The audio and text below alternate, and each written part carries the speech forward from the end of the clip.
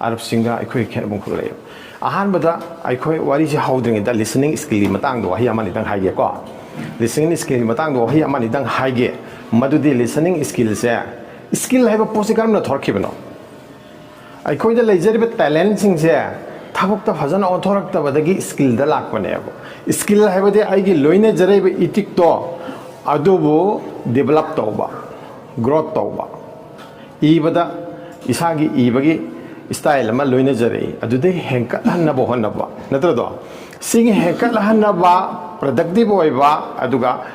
growth oiba porche aikhoidagi mang khibadagi skills haiba porche hauji kana nei narakpane Europe America da natraga western sing lepak sing da masi ahan bada hore skill development nei ko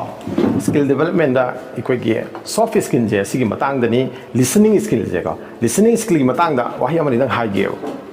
Arab sing je ikona taiko lagi nabi sallallahu alaihi wasallam mahak Quran mapum machim phapui natra Jibril salam na hek tharak paga madu hek son thabaga du matung simpha le hoena hai bis tabra ado ikoi na khalle ba Allah gi nabi khakta adum haina oibraina nalamdre Arab sing je saireng pareng lising tara dagi hen simpha pu ba yaurme matam da ko kari gi noibu makhoi da simpha pu bagi culture se am no wangamme haibadi aikoina parmalama pige turen mapala mada natraga samudra mapala mada natraga foli gi lengoi mafam amada nana kari gum khari iro ne khona sumaila I bese lengoi di banina madumut pathui ko nongsit nara ising nara angang nara taigum sung nung da ena khalajine nung da ena khalajine ado madu thu na muthape yagadro yaroi ko listening skill gi pandam de nung da ho haibane aikoida knowledge on to haibane active to haibane Kariba, active to have it. Active to learn Gimarka, Yam Sound Kenny, go. I quake brain there. I quake brain there, so I think I kite or go. I do see Sigi left tongue was there. Siga right tongue was ziga. I need a kennel was his sort of Khangna. They show how you go. Consciousness have him like Kana having a me.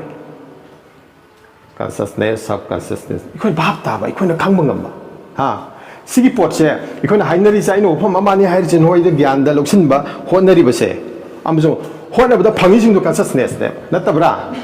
ado sida ahan ba right side se sida ne ikona tari ba uri ba khangni ba information mayam to roi chang e sida ko sanga i ba consciousness se si ka subconsciousness ta thamba se left side se thambe sida thamge bane ba arab sing na chimha pubagi culture do ko ado aina hairi jing chen hoi sida thamna bo no Punsida cow the Pochakara no the Loin Lane Rumgani. So my Todo Tokido, Babaliki, the one of the Babana, so many accident Toki, Imas, my dog. I think of the Imas when Nava, dying the doctor, I think the cold, but not Traga. Karigumba cow, the Baport Carapusi, the Levini, Lebra. Karino, she the Tambanataba, she the son for the Shilatamgibo. Subconsciousness, she subconsciousness, self-consciousness, Sina consciousness. She the same aging the Shilatambang never say. Whatever say, she's so art on there, made it on there. Equine class 3-4 the house of the Tamak, but the Machango what can you sing in Noego? Ning the Bane, Yamas Crabney, Mang Crabney. Adra, Ado Arab Concerto, Zimbabwe Concerto, Khangna Concerto, Ado Isada Lehoragadi, Lehori the house of Powder,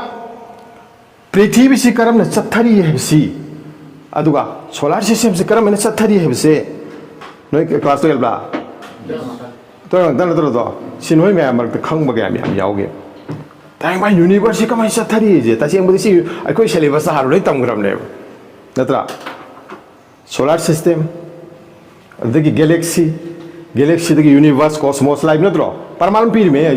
the atom, the molecule, the molecule, the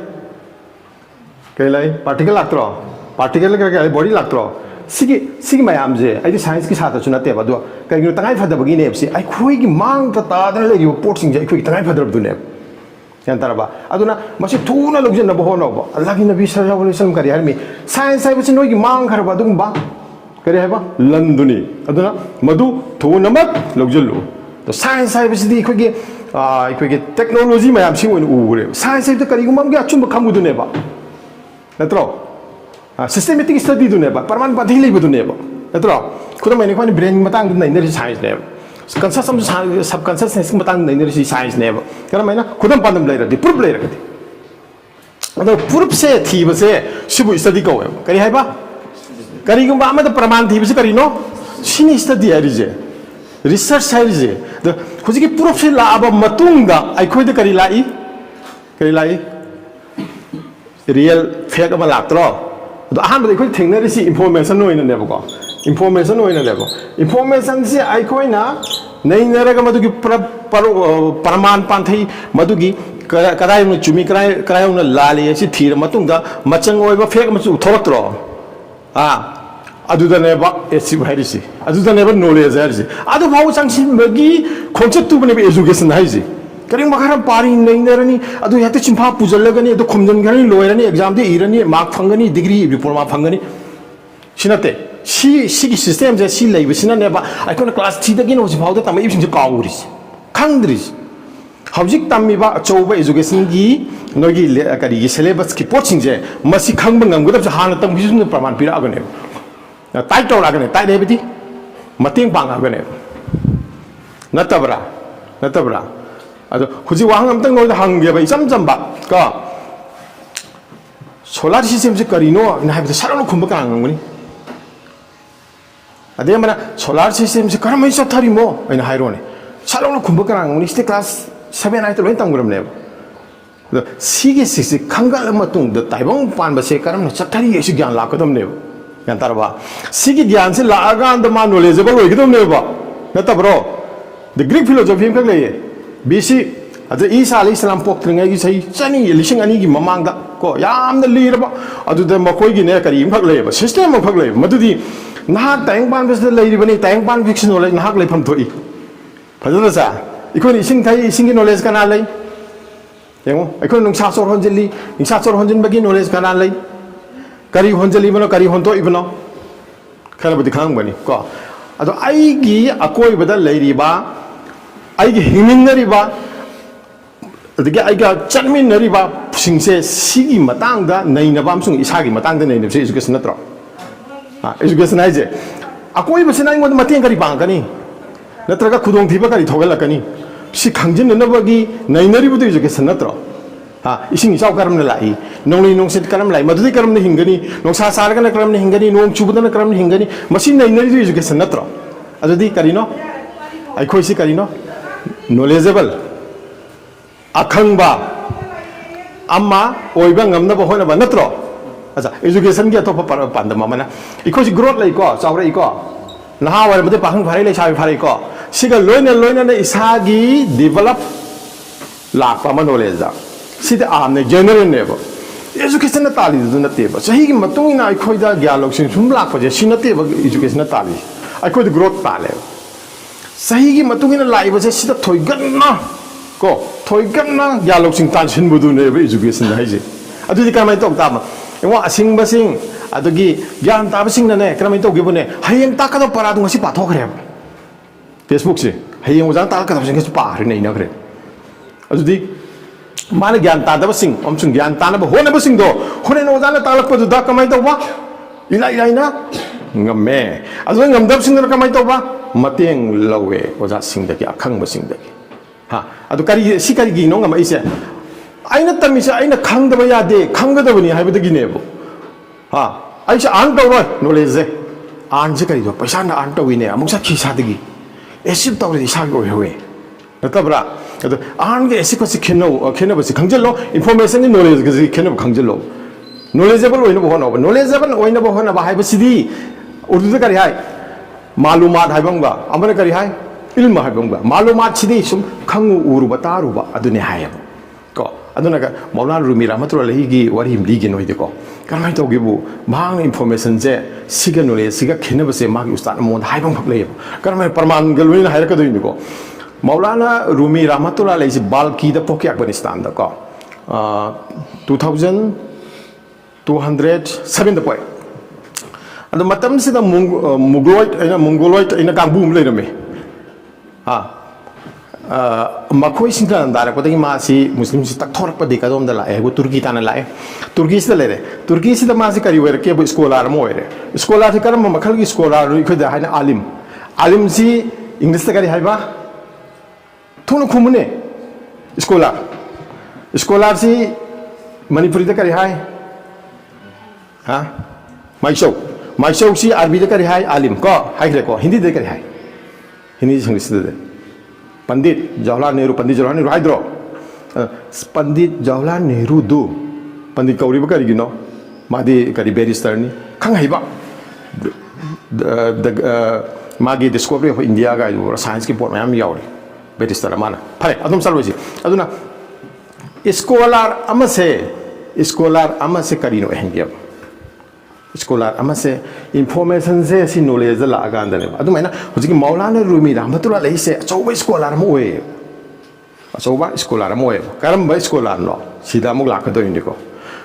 ma si sumni Islamic scholar ta natana magi university du ki ma si muhtamim neba principal neba Islamic scholar ta natana ahle kitab di khangbra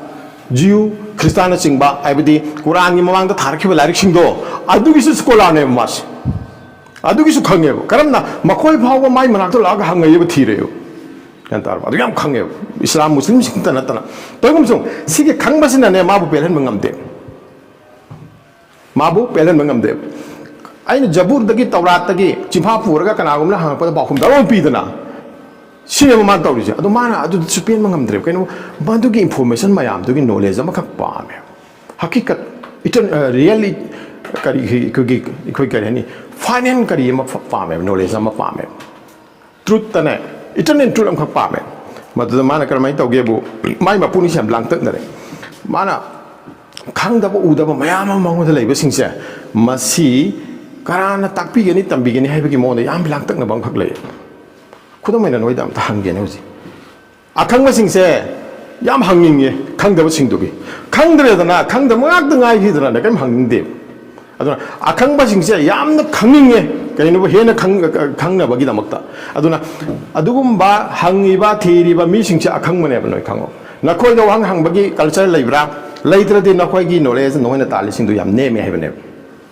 ko masagi oide notebook ki oide note irani thamjin giran larik ki oirani aigi oyo adu kamai to gemo Maulana Rumi Rahmatullah yam lang tak nare Allah Taala da lan khali ya Allah ingo da khangdaba mayamam leire masi khangan na bagi masigi source masigi lambi am thadi pibi oy yam lang tak nare matam da mai sai kuntha sure matam asida atopa Iran da ustad am khak layo ustad sigi ming na ne Samsuruddin Tabriz kawe samana samsta Tabriz nai mana kari khali aina ingo da yamna perfection oy knowledge mayamam leire sigi se karai da piga da gesine khudamai aina rubo ai dunu khangoi ko ado aina haisdi mayai weba vote ne ado siga aruba vote sing sin naina ba tanaba mangondagi masi paukum phangada ba mi ta bi oi na ne ka Maulana Rumi na haibado na asomna samsta Tabriz na kari haire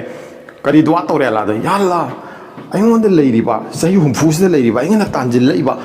khogi aribida harga kari se khogi perfection je kamil singse karam haina kana da pirang bedage natra de ai bosum dunia de khongsan ba tarabra aina punsi chupa tanjil ba gyalu singsi piram da nai mo de lang tak ba ani sa Allah Taala na kayam phajana kai doge bo thengjin le mangdu ure samsa bridge ge nang konia da salwena konia ai di turki ko ji Maulana Rumi Rahmatullah le mo salwena haire matamsida mana nongan ba gani fi sem ga ta chap khre satka mi thung changlel amadane Maulana Rumi ga ma ga thingnare ko thingnabasida karamai tawgebu Maulana Rumi na mangonda aide Maulana Rumi su ubada samstabri ustad sina khangebo ai mangdu khib lupa dune sala kanda mai madrasa sala kanda mai ustad sumena laila su khar tawle me adu dane hujik ahan jina sumena hayebo sida larik mayam pa khatan le me sida larik mayam pa khatan le me matam da khun idana adu laik si bolum jum thayebo adu Maulana Rumi si mappa apok fana adu su Maulana ne adu iramba laik si pai khatan thame swai wang dana adu hujik kari sina samstabri ustad sina hayri mine sikari no Maulana Rumi Rahmatullah di yam lem da satra sing mang da tambi takpi da yam da ijat daro in le mani ko ilam le bising se kari information yam na le bising se khar suna pul to bane da ma sinang na khangoi na re mani yang khalu da han do kari man go lomi ui se lo pa ta ko mi ba hanjing le da isam sam ba adu me lomi ui badu ha yar bi da adu masinang na khangoi in hai ko adu ka mai to ge mana larik sing do pula na pai khale sama ꯑꯗꯣ ꯃꯈꯣꯏꯗꯗꯤ ꯋꯥꯖꯨ ꯈꯅꯥꯁꯦ ꯍꯧꯖꯩꯅ ꯑꯩꯈꯣꯏꯒꯤ ꯒꯨꯍꯥ ꯃꯆꯥ ꯃꯆꯥ ꯂꯩꯔꯝꯃꯦꯕ ꯑꯗꯨꯗ ꯊꯥꯗꯒꯤꯃꯦ ꯕꯨꯞ ꯂꯥꯎ ꯒ꯭ꯌꯥꯟ ꯇꯥꯔꯤꯕ꯭ꯔꯥ ꯃꯥꯅ ꯂꯥꯏꯔꯤꯛꯁꯤꯡꯗꯣ ꯂꯣꯏꯅ ꯏꯁꯤꯡꯗ ꯊꯥꯗꯈ꯭ꯔꯦꯕ ꯒ꯭ꯌꯥꯟ ꯇꯥꯔꯤꯕ꯭ꯔꯥ ꯑꯗꯣ ꯀꯔꯤꯅꯣ ꯃꯥꯅ ꯊꯥꯗꯔꯤꯗꯣ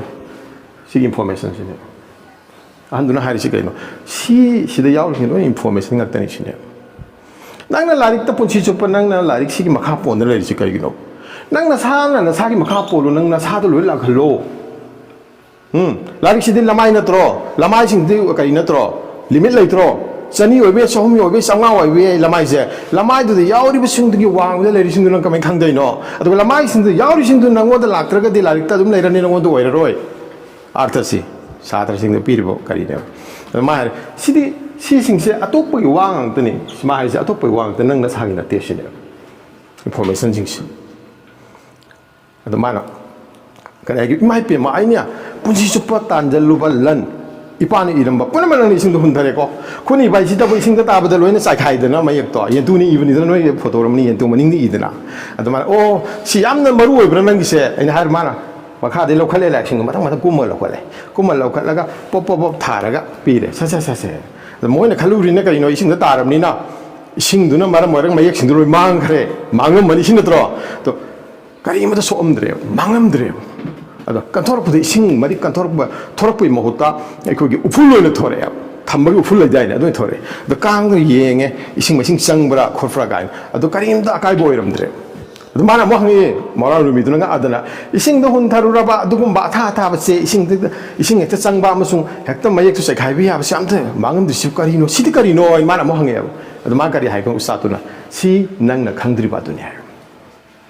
바지들어 하이시 시 낭나 강드리바도래 마나 강에 오지 이코이 사이들 리바 알림징이 로이 나팔람 레비네 강이 하이가이나 거 또 알림징징 마락때 해는 노레제블 오이버 싱도 모이드 나팔람 들레이터브네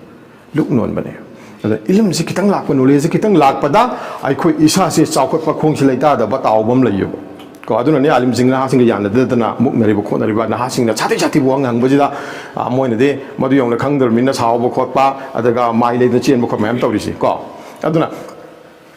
뭐 몰라 루미가 한보이르미 컨디션시 시낭나 강드리바도니 하브다 마시 잉앙게 봐 아이고 와이시 나쁜 기능 야오버 마네 아한시디 로미만 바 한시네 이싱다 다다바다 지에싱자 암다 망다바 쫓다 바이기 라리시 망다바 마시 뽀람 레레 한시데 마팅 마굴람 레레 아두 만 하리 우스타드인 거래요 코닥 장저래요 우스타드 아이부 땀비유 하이래 그래 해봐 아이부 땀비유 하이래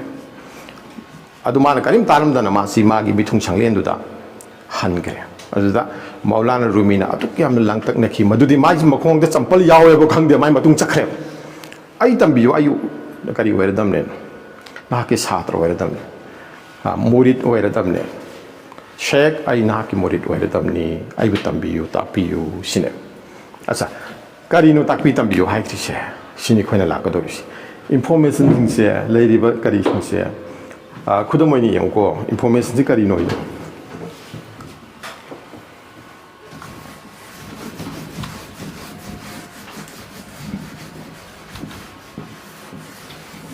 पृथ्वी लेरोन सिंगसे पृथ्वी से मतुम ताई से लोंगा तम दने को खंगनरे को सिग आहान बा लेरोन से करी ओइना फंगे करस ओइना फंगबरा नत्र फोली ओइना फंगब्रो फोली ओइना फंगे फोली की मखादनी को करस लाइजा आहान बजे लेहाउ सेन बा अदुगा मना मसिंग थाबा हौबा अथोत पलेपा ओइना फंगद्रजा आयामना अदु मनुंग द करस लेरे अकन ब लेरे को लाकन मसिंग मनुंग सोम हंजलकदे मेटेल का थेंगनरीको अहान बस अकन मनुंग रोक ngakta oiramdadna फोली थममिसे सि करिगिनो इखोय kan पृथ्वी के अहान बलैरो से करिनो से फानिको करिनो इ हंगिको सिनि नैनरी से तमिस नत्रो सि बाखुमजिनि खोना फंगजि फापुनो खोनारि अदो सिसे हाउ मतौ गरमनो ओइरिबनो को सिनिको आइखोनि एजुकेशन संजिलिजे व्हाट हाउ लेव सिखक्ता संजिनरा लैरेबो आमा लैरिये सिदा why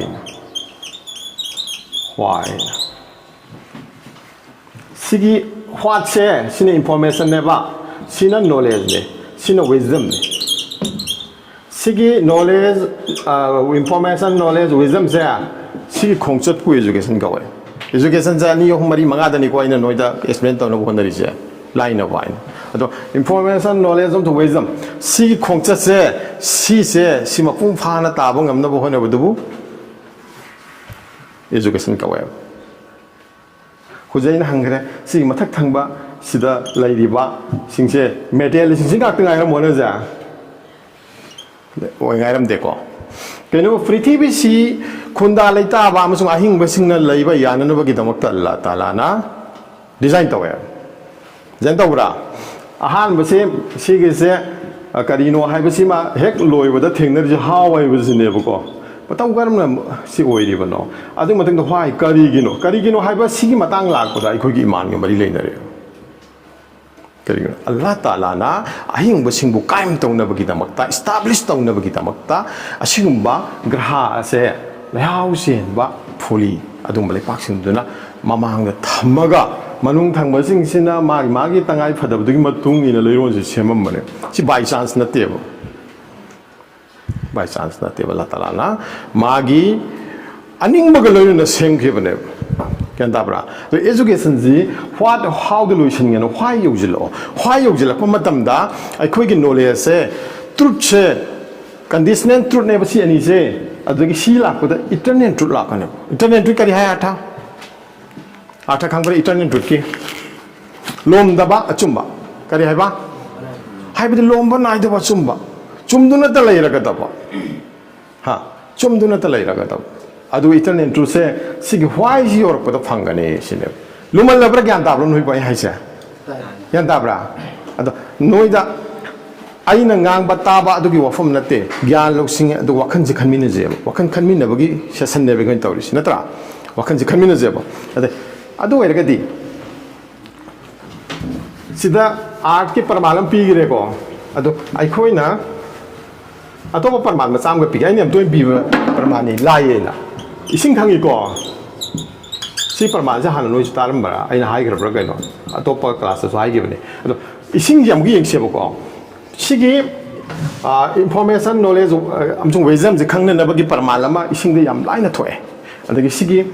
what how and why is phangna na bagi tomo ising de yamna laiba parman lama thoe ado karam na bo ising se sigi ne kari se sakal se masaksi kaya no ising je amana mani lai ko amana mahi lai ko amana mapang lai ko lai ko khange ko mitu re ko vision si ahum se ahum se kari ge lai rami mo si ahum si hwat ne bo ising je kari noi na nei na kana kari sakal lai gen ado si ge ahum se si kari ge lai rami mo karam na lai rim no si gi si mahi se sabe hen kala di mani no ali natra do manin sina amok inga aga na mahi oli mahi sini aming jal lagana mo mapang oli un ai hydro ado sigi sina how gi kari bakom do hwai gi parmal bakom ta piyo ahum ji kari gi le kari gi no thuna hayu ne angang masada tangraba parani ni sa water cycle haibam lei bro nong churi amuk mani no ka khat khia somda muk taw dun lei precipitation thoi ing bheng ka lei temperature hongai mafam am da pu dun chatli amaga thengai nei amaga punsin nei adei mohoi chi sing marik sidagi sing marik tu saw ka lei ko adugi lum bheng ka lei adu malin thakta tarei tadring da amuk humba sakhiba temperature hen gi bodano le no ina tarei sinatro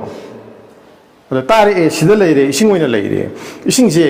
nong akari am numit ki maisana bu yeba matam da mani noina mu pai khale sumina water cycle am leibro sigi water cycle sigi cycle ahum se leiram dragadi leigadro adu water cycle se leina na banatro dunia se kaim tawna na banatro dunia ga hing majing si yok na banatro ising phangdra pambi sing hingwai ne ha the human being and every living being ising esi sin natro ha ising gi sense changda biadra pot si phangan la gi damakta sig water cycle si leiba natro like the kari anta it is nature ikona haribana sig Allah gi khusem ni Allah gi aning bani Quran da Allah taala na hari sig ai khusem punama karam khusem ahing ba punama mafam ni da lai mafam kari se khusem punama ahing ba punama se ising da gi sem ki haibane ba the ising se khoi da kam darkar oi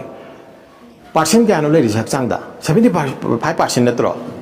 이들 85% 샤루다 봐봐 12% 레이브네버거 지금 이싱시 그야면 퍼센트 레이게 해봐 또 이싱세 우지 케라라데 이런 거 봐오면네 강시 노무다 홈럭 동안에 갱에 또가 그러니까 이싱 타요 아강시 로인 이싱 비탁 이싱 탁바 한 달에 이싱 탁바나 아이고 운사지 따딕 할리 그래 비안 럭싱 아브 브레인게 타복 펑션 헬랄리 가이노이보 브레인게 펑션 헬랄리 가리기노 이기 신 헬른버데니 이기 센세 헬랄리 쪽타한데 킹킹 라홀리 나도 헬리 따딕 할리 아두가 아마나 포렌 매터 싱시 이싱노 putre 이게 이싱 로콩 싱제 이싱 라간다 파다 어디서 로이시 안타기더라 파다다 어디 싱제 그 약장들 이싱노 부다기번데 이싱 탁보 와래 이싱 탁보 니엄주 강가다보니 아육도 탁가다보니 부항이도 탁가다보니 이싱 싱보고 아두 시기 이싱기 간나보 마얌세 이사다 왓바다기 아이코시 투나 누젤리 눅얌 레이버네 마니푸르다 강브라 nung lay zika gino makal sila pot kari ani lay marmani lay amana aiko isana thang na bamsung ising si seng daba ani sobana ising am toina thak daba foreign metal sing puthok daba khaji liksal la hoba aiko gi intestine sing jida drum punjal la aga madam sanga na kanjal lakba nungol lakba sina tro do ising gi tangai phadab si am lay hrebo ado sigi ising gi tangai phadab se sipi na nabagi tamakta la tala na ising gi sakal ahum da thamam bane wangi pa hum phanga ba do aroi ba Why have a Sidana Natramapung Papa Kumpangiza? She owned a education like the Tamdreba. Why she power Tamdreba? Why she like with the natural knee had a Tamdorevo? The Latalai Kusini, maybe yoke nobody, Tanpan see yoke nobody. I could get grass, a hingba graham or nobody, high big tapa yodreva. Carino.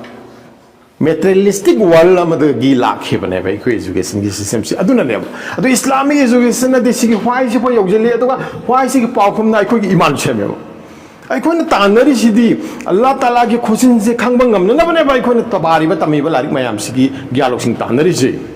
A lot of like cousins, Khangbangam, never. See Khangbangam, Baba Matung, Kaktada, Maduri, when Carnival Logani, Kudong Tibadikan Geni. Etra, I think Amana, a lot of Labu, Khangba. Marifate ilahi khangba haibase sigi thakta lakane Allah taala bu khangab sing si bune wali harisi Allah gi wali harisi Allah taala bu khangab sing dune da khoi da akoi bi leiri mayam sibu ai khoi ne khangna bu honabro ai khoi gi isini naok sing upan sing ising nungsit mai leiri sing si khoi ne khangna bu honabro si khangna bu honabada condition tuttagine iten tutulakpa matamda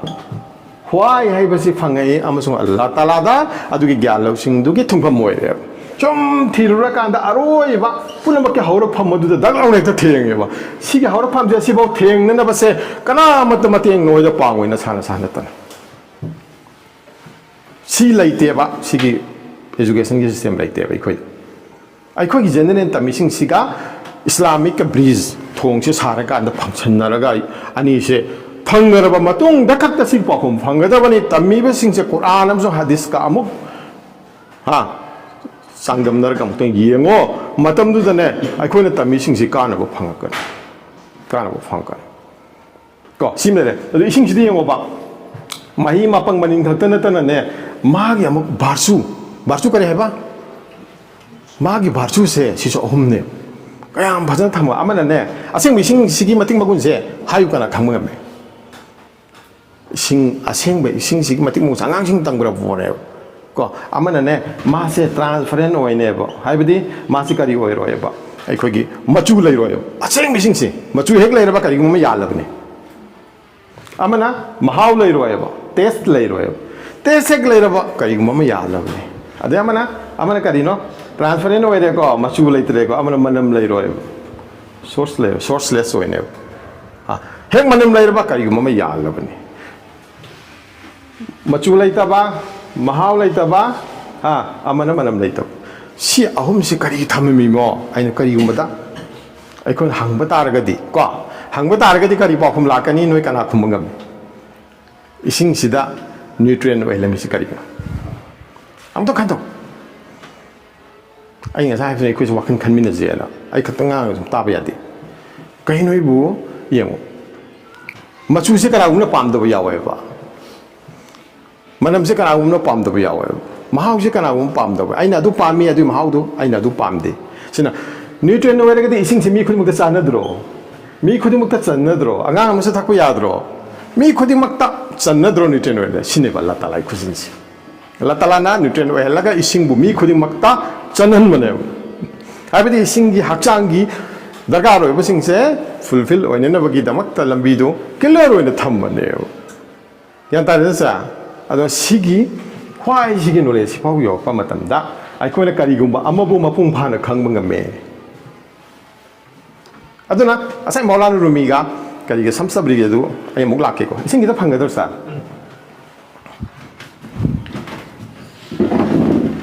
huja ha gi sing da confuse ke ta hayu ne yam prad kari oyu ne brain se yam na ko sina ba hayu ne yam sina ba yo ba idron no kari sui jelo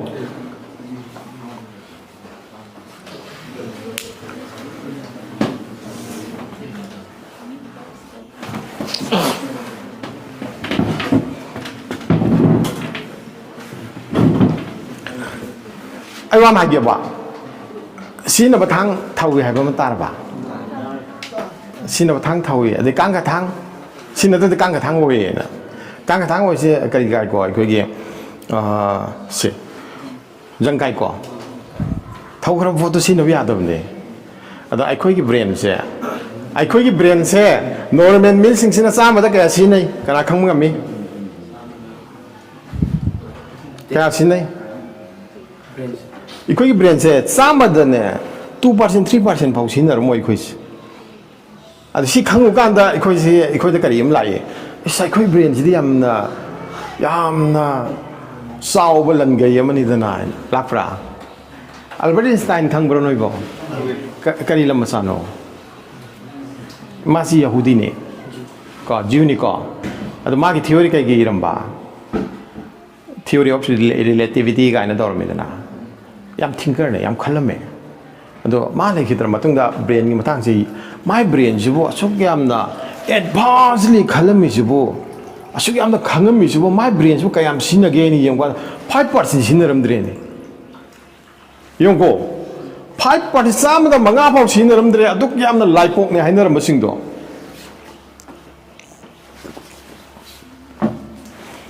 laipok ne hainaram masingdo sama da manga phau sinnaramdre bo Karino sige atate khanto sidal loijen gelo noine tare Albert Einstein ge brain do 5% bausi naramde si hairu chim bapuro laino khatang dil lok thaw para ado somene lok thaw ya lok thawa ngam ba se na lok thawa na lok thawa na lok thawa hena luna khan thawa makha ta ba ngam ba se sigi matungina na hoi ge success to oine ba sigi matungina na khoi ge awang ba thak darja du phangane ba Nahakna khanda bam su lau thaba hai bagi matungina yan ta bra adudi akan ma thabuk ne bo khan khan bai se kare hai ba wa khan ba hai ba si akan ba thabuk ne ba kene bu kari sing sina greek sing sina ne wa khan ba kari gi plato ko ne sum salam ba de ne wa khan sum lak ba sum khan ta ba adi sum ai sum lep khra ba ado wa khan si matang jara da chatra adu re adu pham to ya adu pham ma de so ta sum lep khri ge asa muti dong lep thok khre mayam jin me o plato wa khan ba hore ne yeng na bala e mora ka thara da ne pham ne karam ka da ma si gyan tar ka dori mo ai ko kui ne le ra ka da mami chome pa ka da mayam de me ko a ta kari no wa khan ba ja so bu thabu am ne da wa khan khali ba adu da ne hat lup ko da bane 5% matang do ja hai ra ke ko Einstein gi brain se 5% bok jina de haira matung da mayam ji loina kharam na khangi kharam chimpa phui kharam na khan thei kharam na yam khan da yabo sumaina e khoi gi brain ji bu chama da manga phau ba laipok ne hairu du na sina ba ngam draga di kaya mi am na ta da le re atu Allah taala na khoi da pitho isi ga chawbalan gai ma pithoe ne nadra asuk chawbalan gai pitho iba ma bu ar-rahman kauri me kari hai ba Ar-Rahman, Ar-Rahim, Ya Maliku, Ya Quddus, Ya Salamu, ina Allah gi mingle lady sing se si artha se khanga dam ne Bukhari Sharif ki hadith ni madudi kana gumna Allah gi sifat sing se matik attribute sing se beautiful name sing se sifa pura ba ma changna jana takani habya changna gana takani habse sidu sam khanda gadami sifa pu ba son ba du gi artha nate ba adu gi artha do khang bu ne Isma ulusna sing matang nei lari mi re Allah gi fazaba mingle na na ko sam job lari mi re igre kuire si taram mu phajle ꯑꯗꯨꯗ ꯑꯩꯅ ꯋꯥꯍꯧꯗꯣꯛꯇ ꯁꯨꯃꯥꯏꯅ ꯍꯥꯏꯌꯦꯕ ꯑꯁꯃꯥꯎꯜ ꯍꯨꯁꯅꯥꯁꯦ ꯁꯤꯒꯤꯁꯤ ꯐꯖꯅ ꯍꯦꯛ ꯈꯪꯉꯕ ꯑꯗꯨ ꯑꯣꯏꯔꯗꯤ ꯀꯨꯔꯥꯟ ꯑꯃꯁꯨꯡ ꯍꯗꯤꯁ ꯃꯄꯨꯝꯁꯤꯡ ꯂꯣꯏꯅ ꯀꯣꯜꯂ ꯂꯥꯛꯑꯦ ꯑꯗꯨ ꯇꯥꯏꯕꯪ ꯄꯥꯟꯕꯒꯤ ꯌꯥꯂꯣꯛꯁꯤꯡ ꯄꯨꯝꯅꯃꯛ ꯂꯣꯏꯅ ꯀꯣꯜꯂ ꯂꯥꯛꯑꯦ ꯑꯗꯨꯅ ꯕ꯭ꯔꯦꯟꯗ ꯆꯥꯝꯃꯒꯤꯗꯒꯤ ꯃꯉꯥ ꯐꯥꯎꯕ ꯁꯤꯖꯤꯟꯅꯕ ꯉꯝꯗ꯭ꯔꯒꯗꯤ ꯑꯩꯈꯣꯏꯗ ꯑꯜꯂꯥ ꯇꯥꯂꯥꯅ ꯀꯌꯥꯝ ꯌꯥꯝ ꯅꯨꯡꯁꯤꯕꯤ ꯍꯥꯏꯕꯗꯨꯅꯤ ꯑꯗꯨꯅ ꯑꯩꯈꯣꯏ ꯊꯧꯅ ꯍꯥꯏꯕ ꯑꯃ ꯂꯩ ꯁꯨꯐꯤꯅꯤ ꯃꯥꯁꯦ ꯃꯥ ꯍꯥꯏꯕ ꯃꯥꯁꯨ ꯑꯇꯣꯞꯄꯗꯒꯤ ꯇꯥꯍꯧꯕꯅꯤ ꯇꯩꯒꯨꯝꯁꯨ ꯃꯥ ꯈꯪꯉꯤ ꯒ꯭ꯌꯥꯟ ꯇꯥꯏ ꯃꯥꯅ ꯀꯔꯤ ꯍꯥꯏꯈꯤꯕꯅꯦ ꯅꯁꯥꯅ ꯅꯁꯥꯗ ꯈꯜꯂꯣ ꯀꯔꯤ ꯍꯥꯏꯕ ꯅꯁꯥꯅ ꯅꯁꯥꯗ ꯈꯜꯂꯣ ꯒꯨꯔꯨ ꯈꯟꯕ ꯎꯁꯇꯥꯗ ꯈꯟꯕ ꯎꯁꯇꯥꯗ ꯑꯃꯗ ꯑꯗꯨꯝ ꯍꯪꯗꯅ ꯊꯤꯗꯅ ꯑꯣꯖꯥ ꯑꯃꯒꯤ ꯃꯈꯣꯡꯗ ꯁꯨꯝ ꯂꯩꯕ ꯏꯁꯥꯒꯤ ꯆꯥꯎꯈꯠꯄꯅ ꯒ꯭ꯌꯥꯟ ꯑꯝꯇ ꯇꯥꯗꯕ ꯏꯁꯥꯒꯤ ꯕꯤꯆꯥꯔꯅ ꯁꯨꯝꯂꯩ ꯂꯩꯇꯕ ꯀꯣ ꯁꯤꯒꯤ ꯄꯣꯠꯁꯦ ꯁꯤꯅ ꯀꯩꯗꯧꯉꯩꯗꯁꯨ ꯑꯩꯈꯣꯏ ꯃꯥꯏ ꯄꯥꯛꯄ ꯉꯝꯃꯣꯏ ꯑꯩꯅ ꯕꯣꯝꯕꯩꯗ ꯂꯩꯔꯤꯉꯩꯗꯅꯦ ꯑꯩꯈꯣꯏꯒꯤ ꯑꯆꯧꯕ ꯃꯧꯂꯥꯅ ꯃꯥꯒꯤ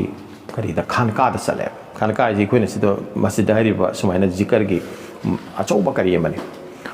ꯁꯦꯟꯇꯔ ꯑꯃꯅꯤ ꯃꯧꯂꯥꯅ ꯁꯖꯥꯠ ꯅꯣꯃꯥꯅꯤ ꯍꯥꯏꯅ ꯃꯣꯏ ꯌꯨꯇꯨꯕꯇ ꯊꯤꯌꯨ ꯌꯥꯝ ꯐꯪꯕꯅꯤ ꯃꯥꯁꯤ ꯌꯥꯝꯅ ꯍꯦꯛ ꯃꯣꯗꯔꯟꯒꯤ ꯏꯖꯨꯀꯦꯁꯟꯁꯨ ꯑꯋꯥꯡꯕ ꯊꯥꯛꯇ ꯐꯪꯕ ꯃꯤꯅꯦꯕ ꯃꯥꯅ ꯅꯣꯡꯃꯗꯤ ꯈꯥꯟꯀꯥꯒꯤ ꯊꯧꯔꯝꯁꯤꯗ ꯅꯣꯡꯃꯗꯤ ꯁꯨꯞꯅꯇꯒꯤ ꯅꯁꯥꯅ ꯅꯁꯥꯒ ꯋꯥꯔꯤ ꯁꯥꯎ ꯍꯥꯏꯕꯁꯤ ꯈꯛꯀꯤ ꯕꯌꯥꯟ ꯄꯤꯕ ꯅꯨꯃꯤꯠ ꯆꯨꯞꯄ ꯌꯦꯡꯉꯨ ꯏꯆꯤꯟ ꯏꯅꯥꯎꯁꯤ nasana nasaga wari shaw haidi thinking process thammo kareba thinking process tham adu ore adu phom tokpa adu ore adu oi phom thoktaba sinadra do si thinking process e hek thamdriba makai aigi inakta gyaloksing tanselising je karai da thamim sung karai da thamoi yan taroi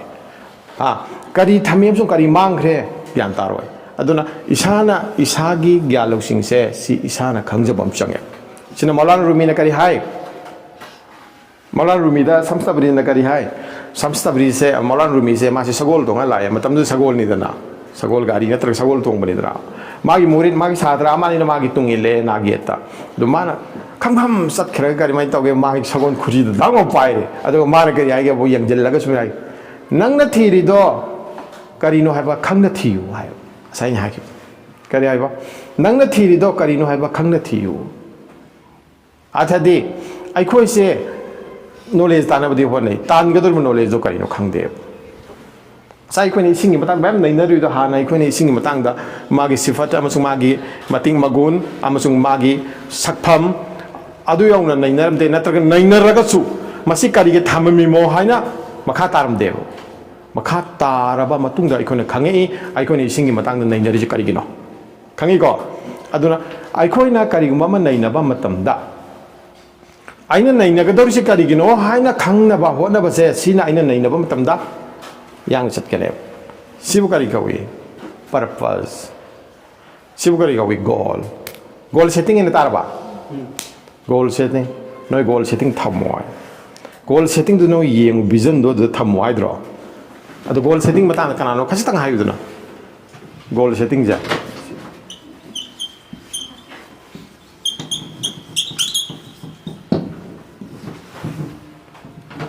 goal setting so I could ani thongna nei na ne Islam de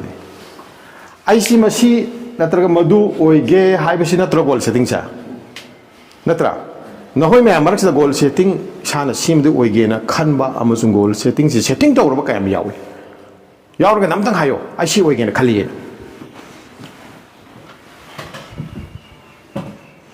adu ore ga di ha goal setting se mayak sengi ba makai mi du ge education gi khongcha se thune goal setting mayak sengi ba makai maha gi study du da puning changane goal setting se mayak sengi ba makai maha ki study du da gi kan bu phangane adona nga sidagi inshallah taala nakhoi what is the purpose of education haibchi khangbaga loinana goal setting ama fix taw goal setting se fix taw na bagi damak ta thawoina start change sangda basu yawe adona masana setting to bangam da basing du ustad sing dagi oza sing dagi akhang ai sing dagi kamdo ba mateng lawe sinane ahalama sing manak ta phammo hainari do ko sinane ithak khan basing ga tin no hairi do kaino ba ai gi goal setting se khangna na bane kana kana haibang ngani noi ge goal setting noi na khachitang khanja ba ai ma sim de oige natraga sim de pass tawge natraga sim de oige na khan ba yaw bora noi mar 하유네 아무튼 하유네 아두나 골 세팅세 hꯧ직 yamna kanna saukhat pa sahar singda honari se goal setting se mayak sing han bane goal setting se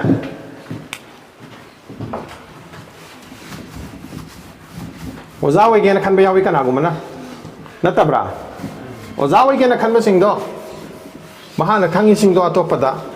ya honana ba khona ba hawe moina kaino bo aina tamuri sing cha heng takpi doine na natabra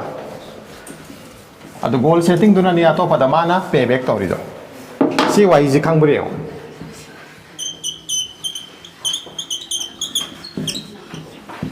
payback nana khangi singda atopada yo honba nang taroriba nang tanjarin kari gyalok sing jap atopada yo honba nang imung mon da wai be ai ikha ta ba inaw do wai be yam ba do wai be ima do wai be baba do wai be ima somaina noi nupi masan hai be ima somaina wafam ma theng nei ne larikta natraga oja aduna natraga ahan do somaina hayo wi ne kaya to fakhar wafam no si yamna kari ne maru chang wafam ni ne si pot se iko ja thang badam ne si thang badam ne si payback se iko na tamuri sing payback soi da pi bang ngam badam ne payback kaya myam pi bang ngam ba ge hai be matung ina ma se mai pa yam samaj da ma gi jat chulai aduga thak chulai payback si shui da ba tamure aduga khongkol konjil laga dom lai ba naukri ma thabo ma tan ba natraga kari gum ma tan hing na bi lambi me yang aduga ai ni hing ba to pam da yaw hun da ba si sing se khwai de han da ba hun si mare ne ai ni hing ba to pa yaw hun ba se si bu ne ba payback ha khoi khodum ne si ko jana si noi gi si ya ma hang da na ma yam da tambi ri se noi khan be business ne ko atop ma yam su ta we ai ne business si ta uri si kari ki no si achob payback ka mane achob payback noi punjil hali ba noi ba tambi ri ba ta pi ri adu noi gi ai khoi gi pun si da ai khoi sam kang gi payback si tau ge khan ga do ne ko si gi payback se si pi ba ngam na na ba ne ba ai khoi na goal setting am se mi si goal setting se sem dra di payback tau ne su gyan ta ro ya larik ma ma tamuraga masa su sem da ba lai ka su sem da ba masa su sem da ma mu udro noi bo am ubde kai noi bo si payback ki wakhan tham da ba ne hai ba di islam da allah gi nabi na kare hai ge mu'min sing di mu'min na magi aina ni hai ba di mingsel ni natro kon na hang na set pa na hang na ngang ba ma hang na set pa ma hang na gai do ba thabo ma taw ba cha atup ni yengi uri haina khallaga aina madugi matung in na chekshin na khong thang ba se ngang ba se pham ba se sa ba se set ba se sikari no mu'min na magi sifat ne ba gunnam ne bo ko sikari no sini ba payback ha ji payback ha ji sigi payback se ikoi puna mok ta le hang ge do ba ne adu di amana amagi matau tam bagi thag la ga di na khangu bu mangon share ta ora ga di man khangu de no share ta ora ga di ikoi si balancing oiba samajam da laktro chang manaba samajam da laktro adu ne ba education ki goal da noi thir dai ne ba the purpose of education is make a balancing society in high beneva the arth di pak chok di shineva amana amagi khoi islam da hair gana allah gi nabi na haibiramba mu'min ama haibase mu'min amagi mingsel ni haibu ne kanta bra mingsel oinara kanda amana amagi matau tamnara kanda adu ba chang manaba samajama purpa ngam godori bunebu adu education gi aseng ma pandam di ai khoi si payback pi na ba amo hanna ai ga koi ba pi ba ngam na ba hot na ba amsung ta chin ba tane adu di ai khoi la ta thamoi like sei khoi sa ta purok na ba hona gani amsung gyan ta na ba hona gani rojela sero da yan makha ta se acha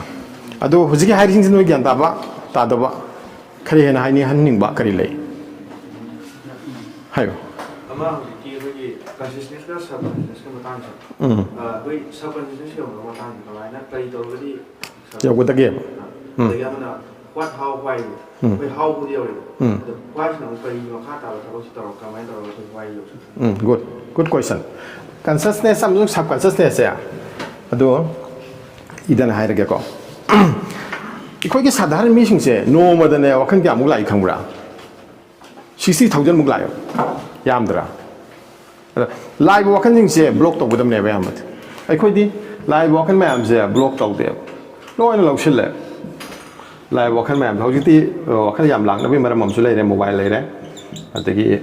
소셜 미디어 레레 실라이 징세 more than 60,000 실라요 실라요 시행세 시싱세 그 블록 떠고다버네 그 라이싱세 칸바야버도나 아이나 럭진게니 칸바야다버도나 토나 까토까니 아한마당 가마모 카라레라가 가마까니 그나고 카라 닝싱약버세 인토 그리고 얌나 까기다 보는 또바또 와스타 페롤라라 비밀 잠비용마도 좀 까오르도 또 있는 닝싱만 미에마 다금 정말 인군데 다 까고 있다 인군데 다 까이고 또바또 나 닝싱한 비노이 하요 닝싱하로이다 어디게 와팜 마마 타우도 마 닝싱을 그래서 또바또 더 zatkh르다 과이데게 와클 락버싱제 카와티 하야비다 카와티 싱제 나토는 바 과이 파바 우파이디 또 와하네요 알라드 상자바 tawakkul illallah 알라게 로이나 바tam어 수낫기야 이거게 이슬라믹 아답싱제 이사다 라가디 와클 파다빙게 로이나 나토 뽕강거네요 아도나 시기 포체 라이바 카와티 마얌제 토칭제 싱악토 바tam어 나토 아바 마뚱다 아이코나 다르카로 빙 손도 부절로 소면 거 다르카로 빙 부절로 시스 브레인기 땅카이도네 요새 상이 부절로 시 부절 버세 따모 부절 버세 따모 타원은 닝싱어 만 하이키바 내 만에 따오키바 내 만기 타바키 타오 타원은 닝싱어 아바이스 하야로 알아 힌디다 아바이스 따오 닝싱어 마뚱다네 시다네 삽관시스에서 라가네 간시스에서 삽관시스에서 라가네 시세 통네 장학파 통 항누나 레이 마땀 보나 먹다 거 팅버스 나이 아이노 큰 칸다 마땀 상하이 싱제 시시 아무까 한도키 소마이나 아이나 타우샤드라바 마땀다 한도키 부즈부가 리까위 까오바 그래봐 까오바 시 까오토 수면 하와나 라가 헤이 시프로 시 까오토 시 까오드르게 되는 힘문가 마로 하이드로 그나무기 마마 레이트레 마파 레이트레 로이네 빌레이트레 로이네 발레이트 하이 카라 까오토 우네 라데 신노네 하이드라 시면 타독바네 수면 시 타독바 암수성 칠락바 시기 통제 시 컨시스턴스니 시다기 아이콘에 다르카로 힘서 부전 바타모 시기 다막다디 야마로이 와만 노이다 하이라게 분시기 우스타름 상게 바이토 와이는 호직 타운다리시 셰크싱다 카밀 셰크 다르카로이 야문나 캉버거 또 바이토로 마뚱다 분시기 아이기 아역 농틴기 핵 아와나 프로블렘 누아이바 야이파 프로모몬데 리리메 캉할리메 도 마기 서제선 로리메 싱엄나버니 아도라 시 부절레이싱세 난 분시가 로인다라네 로인다라 레이라네 쌍이보 와칼링지 로인다라 낭니 나사기 일루똥데 쌍그라네 아이 와림리게 मौलाना अब्दुल कादिर जिलानी रहमतुल्लाह की Ming तारबा तारे को अचौबा शेखनी वलीनी को दगी मागी ममागी वारी लिगे मप्पागी वारी लिगे इकोई लेरिबा इसन जिंग त यामरु ओइबो फोने करिना हाइगिबो मानु नोमा हाइतुबा मखक चारुरेबा करिदा इसिंग सुमेना इसिंग इसेलमदा हाइतुबा मखक ताउ तरकबा मासि लंबी चटपा मी ओइबा एप्पल नि को जा चारु कांदा मा लंबी चटपा कांदा चाक लामन खिदना माना करि जागदा इन थिरा कांदा इसिंग दा हाइतुबा मा ताउ को चारुरेबो अदो माना चाबा लोइरा मतुंग माना खले सि कनागु मोंगे अमाना लन ओइरंबनी तो मोंगो हांगदरा कमा चारुरि मोय खले माना इसिंग इसे सोम काखलपा कांदा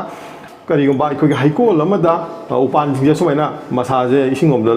अगर हाइथबा सिंगे सिदगी तारकनि जि खंगे दे मपुसु थिरे मपुतो हंगे मांगोंदा मान हाइजरेबा सुमाइना हाइतुबा मना किसारुरे बिनाइ जजत हंगदना थिदना मसिगी दमक ताई करि तोपम थोपगे